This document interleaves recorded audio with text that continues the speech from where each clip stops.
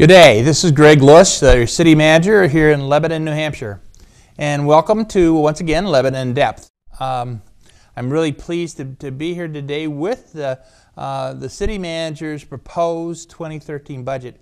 And at the table I have myself, this is kind of the real budget world I live in, is surrounding myself with paper. The only thing that I'm lacking today is all my budget team members around the table with me, because we do everything by teamwork in the city of Lebanon. And it takes many of our employees and many of our teams to put together the budget. But foremost, we have the guidance from our city council as to its policies and procedures and its principles they want us to live by. So with that being said, I want to do a few opening remarks on the budget this year. I think that, when you read headlines, they're supposed to grab you. The headlines with regard to our budget should be that we in the city, under the leadership of the city council, we desire greatly to communicate and engage you as the residents of Lebanon and the stakeholders of Lebanon in a conversation about what we're willing to do in our community in terms of providing city services and city infrastructure and what is affordable for everyone. And so it's all about conversations. The council is very clear that this is to be transparent, this is to be direct, providing direct information to you, to provide access to you. So the headline that should scream out at you should be the headline, "The city wishes to engage its citizens in a good conversation about what we should do and what's affordable in our community." You'll see that, in fact, some of you may receive a decrease in your tax bill under the proposed budget if it's adopted.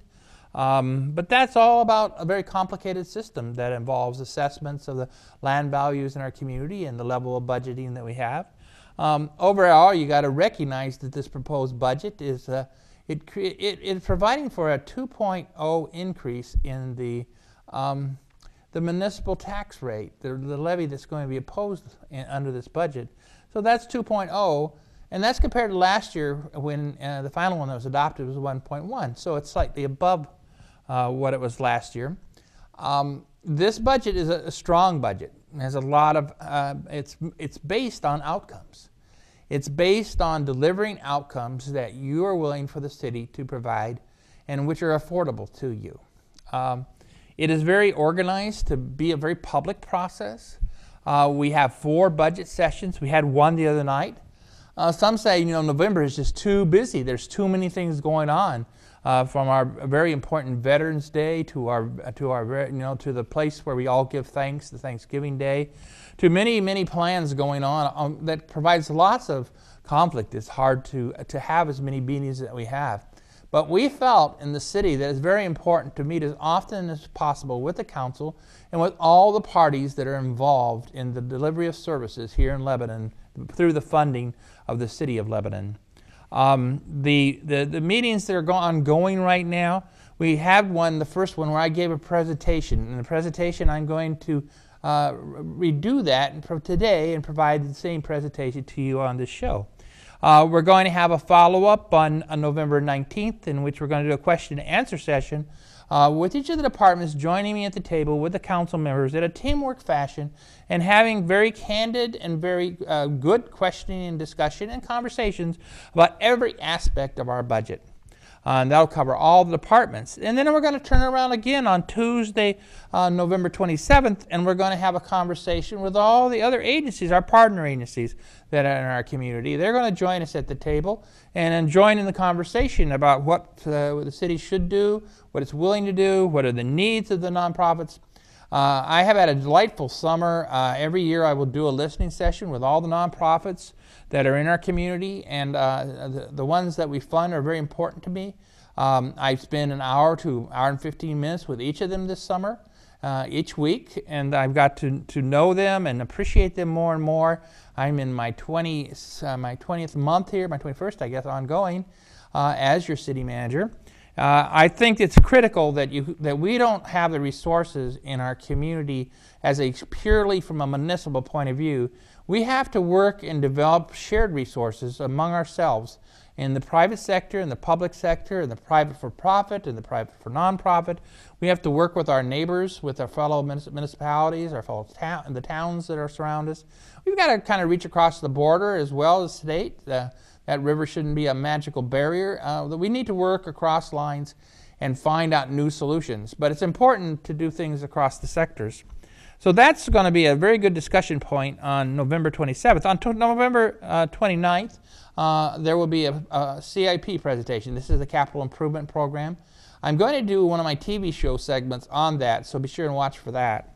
The time to come and talk, and have conversations with us as citizens and stakeholders in our city is now. It's now. It's every day. It's 7 days a week. It's every week. It's 365 days. You have conversations with us. You can have conversations with our great council members. They're very accessible to you. Their identification is on the website. Our website's a very important website. Everything that you want to know about this budget is on that website. And that website, just make sure you go to, it's called http://manager. And it's LEBNH, which is Leb, New Hampshire, LEBNH.net. And then it's /home/manager. And in it, there you'll find a linkage to the Lebanon 2013 budget information. Everything that I'm talking about today and that I talked about with the council are on that website. So please do that. Sometimes, and I think we need to kind of punch some holes in some things that just don't work in terms of our local governments and the kind of connection we need to have to communicate about our budget. And those holes are really when third parties kind of intervene and try to become the filter between you and the city in terms of the residents and stakeholders of the city and the city's operation itself. We've got to have direct exchange of information. Well, we can't let others get between us and filter it by either editing, blogging, using social networking, those sort of things. I mean, sure, we have First Amendment rights, and it's a free, we have a great live free state and a great straight nation that we all want to be free and have First Amendment rights. But take my advice and don't let third parties be the way you determine your information. Go to the website, talk directly to council members, talk directly to me, email me at greg.lewis@lebcity.com. Email me that all the time. I'm on the website as well. My office is full of wonderful people that love to talk to people, and we'll if you have a question about the budget, we'll get you an answer. So I just want to lay that aside. If someone's saying that we're confused or misdirections and things like that, try to give us a chance here just to give us a clean slate. Just wipe that apart. There's too much of that, people making allegations of things in life. And, you know, we saw a lot of twisted things being said during this fall on a variety of different circumstances in our society. That's enough of that. Let's just talk directly to us one-on-one. All our people are on the same page. I have a wonderful finance director, Lynn Jarvie, and I have a wonderful financial team out of the financial department. And with his deputy Vicki and I have two wonderful people, Paula Mayville and Paula Rue, in my office. And we're working hard with all those departments who have budget teams. And we're working for what I consider a great city council to do the things that we need to do. That being said, I want to give you a picture of what I conveyed to the city council. As I said, you know, in our overview, and we run two levels, and sometimes it gets some people who really aren't versed in local government or budget or governance or how these things work. Sometimes people from the media who really don't know what they're talking about get involved, and that gets really misleading for you. So my advice is very clear. Again, is this is the proposed 2013 city budget. It's a budget book. It is really, I consider it a high-class, world-class type of book. It's the best budget book I've ever seen in all my existence. I'm in my 25th year of service as a local government leader. Lynn Jarvie is our financial director. He oversees it. It is very, very, very, very detailed. It has everything you ever want to know about it. In this book, there are sections, and they're very clear. They give you good highlights of what happened here. It's clear what has happened, and you kind of cut to the chase, and I always cut to the chase because I'm a very direct person, and you go right to the chase with what's happening with our property tax system, and when we look at what's going on here, and it's very clear what's going on is that we've got a 2.0 municipal tax rate increase, and that's compared with a 1.1 last year. And that really means that the rate is $9.44 per $1,000 of assessed real property. We're talking strictly about the general fund now, and that means that's an increase of 19 cents, or that's where you get the 2.0%, in the 2012 from the 2012 municipal tax rate. So in 2013, it's going to move up 2.0. What it means for you if you have a single-family home assessed for $241,300, so about a $240,000 home, you'll have an estimated 2013 municipal tax bill of about $2,278, and that's about an increase of $46 over your 2012 municipal tax rate. That's the bottom line. Now, we're just one component, and there's other components. We're the municipal component. We control, through our strong management plans with our strong financial leadership of Lynn Jarvie, that portion. The school has its portion, and they'll have to do that. So does the state, and so does the county. You have to, I believe, you focus on what you have control over, what you can, in fact, influence. And there's lots of other concerns we have, and we want to engage all these other levels of government in what they're providing. But for us, we want to make sure that we get the best possible tax rate for you. There's many highlights, and they're all contained in the Green Book. This is kind of, to me, it's crest the wave what we're doing. We're going to maintain this book and its continuity forever. So every year, you're always going to be able to look back to another year. But we're going into the 21st century. And really, you've noticed that some things aren't working in our world. And we need to look at doing differently. And we need to do it here locally because our perspective is that there's no help cavalry coming from the state. There's none coming from D.C. We have to do it here locally with all the various partners we have. So we're all about work. We're all about city work. And what we have been lucky enough is we have a vibrant and welcoming city.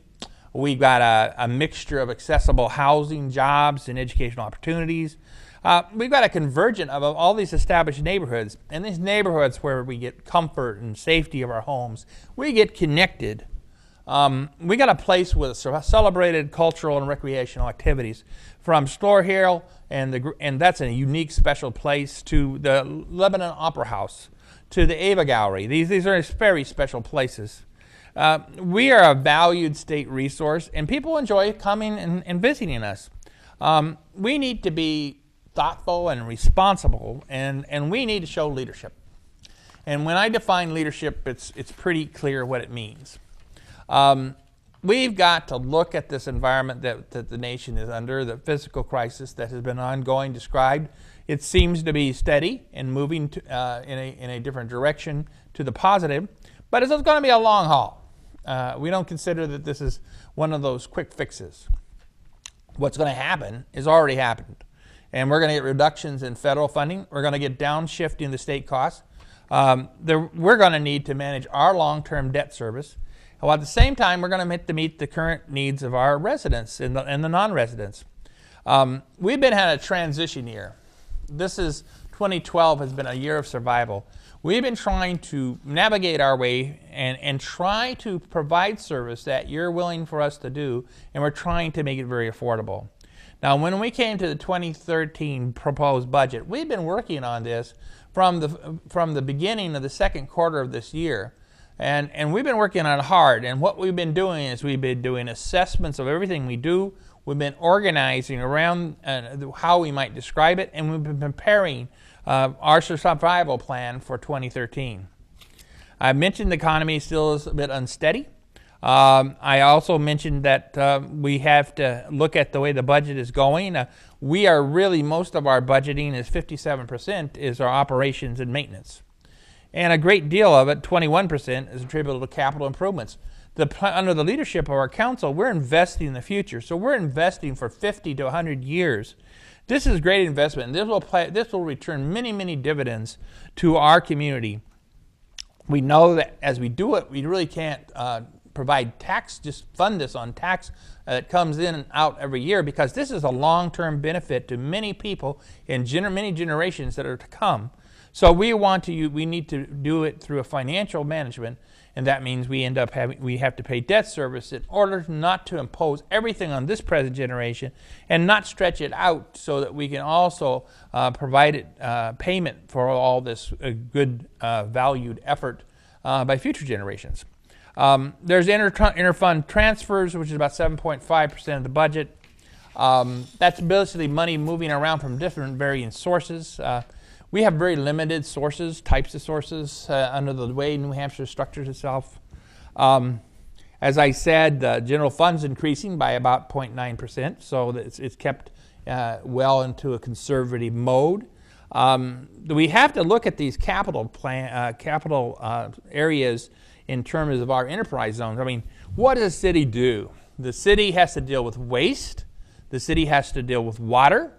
The city has to deal with sewer. That is environmental and sanitary. And so, you cannot live in a city that doesn't meet the kind of performance levels that are competent and able to serve you as a resident, because you know that fundamental to you and your family and your friends and your neighborhood is as adequate access to water, to sewer, and a way of disposing of waste in our community.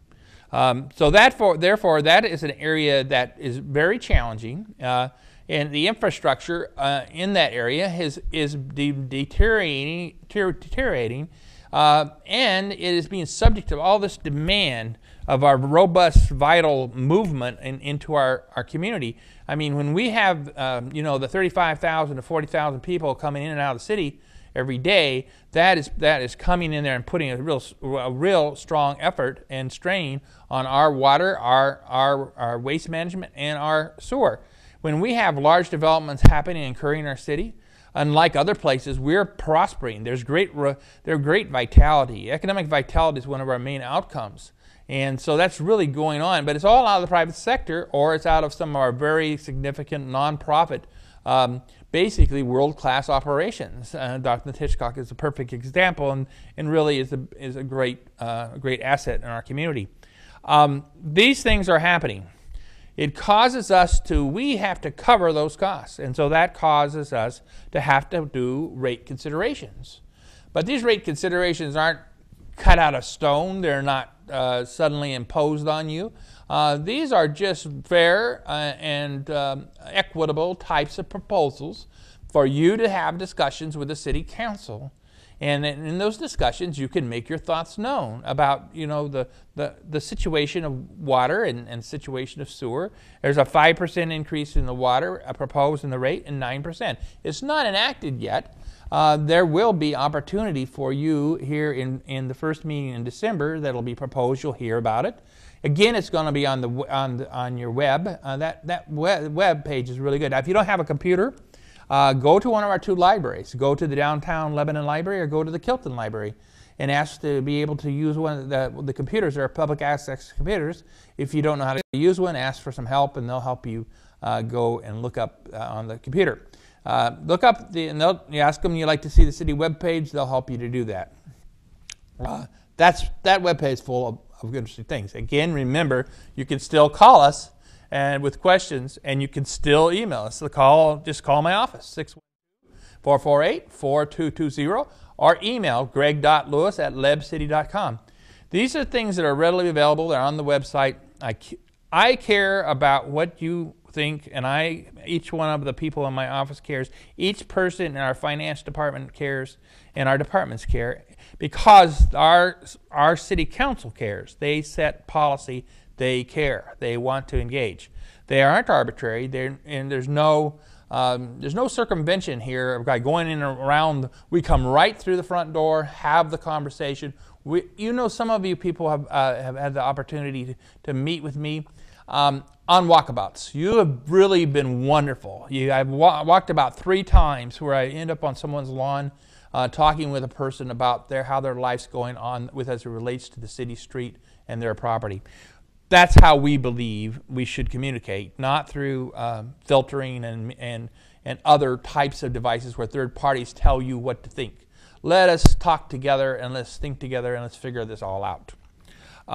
Be sure and try to participate in the hearings. The hearing on the rates as well as the budget will be December 19th now. But you will also have a conversation on the rates where a presentation will take place on December 5th. You can learn some more about them. There's nothing hidden there. It's out front. It's a business decision, and those who are in business in the community understand that when your costs are going up and you need the vital aspect for your operation, you do it. Our 2013 outcome and work plan is close to completion. We're pivoting from the budget now and we're going into the outcome plan. The outcome plan that we have, it shows a variety of things, but what we are in kind of a state of change and transformation.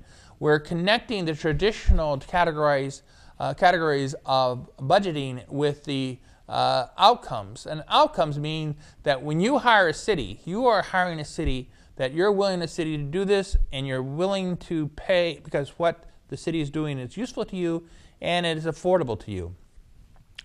I have an outcome plan here. This is the outcome plan 2013.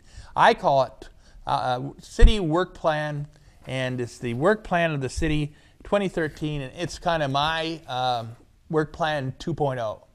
Last year we introduced this concept of paying for outcomes, and that was what I consider 1.0. You know, if I start jumping on the bandwagon with Microsoft or Apple or any of those other guys with their various branding, we really want to know people that we're on the first floor, we're going to the second floor, and we're going to keep on going on the elevator until we have a sustainable city. The outcomes have basically the foundation and the principles adopted by the city for a sustainable city. And these are many principles that have been adopted in the past, the Lebanon's principles for a sustainable community. They were originally adopted in September 2009. You'll find the outcomes lie in 5 different areas. Excellent planning. This budget, the 2013 budget, provides the dollars necessary for excellent planning throughout the organization. That's led by our Planning and Zoning Director, Andrew Gaspre. Andrew's completely committed to excellent planning, and you'll find that he's readily available to share and be creative and work with you and have conversations with you. We are looking at outcomes for human services. And in human services, we've had to made some reductions because the dollars really weren't flowing out of the human services budget. We need to have dollars placed in the hands of those who are in need. And so we're going to be working on that very strongly. We can't do that alone. We need to be a safety net, but we need to be part of a greater network. And the greater network is all the nonprofits that we're working with. And that listening session I had with each of them was quite revealing to me that we want to be their partners. We want to join together with them. And I also had a business listening tour with some businesses in our community. They were delightful, and they hosted me, and they welcomed me, and they informed me. And I learned from that. I learned from how committed they are to our community, and they're also committed to good works. And so we need to partner with them to provide for opportunities so everyone can be sufficient, have sufficient things, have a sufficient way to live, to learn, to be in a healthy, well, and loving atmosphere where they can raise their families and their children, and they can have multiple generations working together. And we need to have that kind of spirit. We also need to leave the legacy of that. We're going to leave a better community than we have today to our future generations, and that's part of sustainable community. Our next outcome is good stewardship. We want to be good stewards, and stewards is just a great management model. We're going to watch and be careful with everything we did. In this budget that we have for 2013, as with 2012, we did a zero-based line item budget, not in some bureaucratic way, but rather in a simple way of looking at every line and then talking through that line as to what the costs in that line reflect, what benefits are being accorded. Is this something citizens are willing to pay for? Is it something that they think will be affordable to them? And with that kind of comprehensive, detailed, definitive process, it has posed these very strong budgets. Our next part is our police power. We have the honor to be the persons who serve and protect our community through our police and our fire and our EMT and ambulance services. And that's very important to us. And I think that that's like a fundamental value for us. And we have some really great outcomes to become community policing, to tackle and make sure people are safe and know proper fire protection etiquette and protocol, and to make sure that we get those ambulances into a close proximity to be of assistance when you're in the time of need. Our last one is economic vitality. Economic vitality, as I talk with businesses, I say to them that, we need your leadership. We need to have your voice be heard. And we need to engage with you because you need to lead the way. We have some of the finest businesses in this community that I could find elsewhere in my experience in all the states I've lived. I've lived in quite a few of them. They have the spirit, they have the work ethic, they have the knowledge, they have the skills, they have the abilities, and they are very successful. And they're worldwide. They are delivering products from Eastern Europe to Asia. They have become a significant global presence. And those folks need to join with us in the nonprofits, and let's join together, each and every one of us, and do this together, this budget. Those are all about the outcomes. It's in very detailed form, highly detailed, that will be available to you. As we go forward, we're going to be allocating the resources to these outcomes. We're going to continue to explore all the concepts for a sustainable community. There are three things I believe in, and this budget reflects them. It's people, and in tools, and in place. We can't do this alone. We're going to have to do it together. In order to do it, we got to be team-based, good communication, cooperation, collaboration. We got to have a good customer focus. We got to achieve high work performance expectations. We got to be learners, lifelong learners. One of the things I'm emphasizing is we must exercise fanatical discipline. That means we get to work. If we go to work at 8, we work there every day at 8.